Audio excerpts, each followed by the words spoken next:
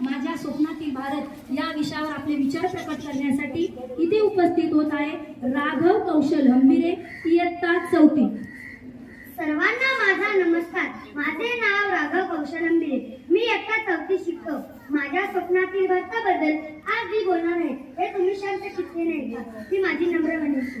आज भारताला स्वातंत्र्य मिळून 73 वर्षे पूर्ण झाली. आपला देश स्वातंत्र्याकडून समृद्धीकडे वाटचाल करत आहे. जगाच्या अर्थव्यवस्थेत आपल्या देशाचा 4था क्रमांक लागतो. परंतु माझ्या स्वप्नातील भारताची कल्पना मात्र थोडी वेगळी आहे. आपल्या देशात विविधतेचे सर्वजण गुण्यागोविंदाने एकत्र आहेत.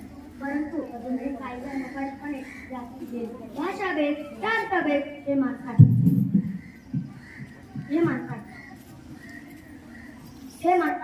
सर्वजण समान आहेत. सर्वांना जगण्याचा समान हक्क आहे. अजूनही आपला देश 80% साक्षर आहे. ही साक्षरता 100% झालेली असेल. उच्च शिक्षित व्यक्ती परदेशात जाणार नाही, तर आपल्या देशात राहून आपल्या देशाचा विकास करतील. नवीन तंत्रज्ञानी उपग्रह तयार करतील. स्वदेशी क्षेपणास्त्रे बनवतील. जगातील सर्वात मोठे आयटी हब हे आपल्याकडे असेल. एके ठिकाणी विकास चालू असताना पर्यावरणाचा विनाश होणार नाही. नद्या, समुद्र स्वच्छ असतील. प्लॅस्टिकवर पूर्णपणे बंदी असेल. सर्व ठिकाणी हरित ऊर्जेचा वापर होईल. जल प्रदूषण, वायू प्रदूषण, ध्वनी प्रदूषण ह्यावर कडक नियम असतील. जेव्हा असा भारत बनेल तेव्हा तो आदर्श भारत असेल, समृद्ध भारत असेल आणि कोणताही देश आपल्या नजरेने पाहणार नाही. उलट आपल्या देशाची संस्कृती, सभ्यता, एकात्मता बघून आपल्या देशाला विश्वगुरू म्हणतील.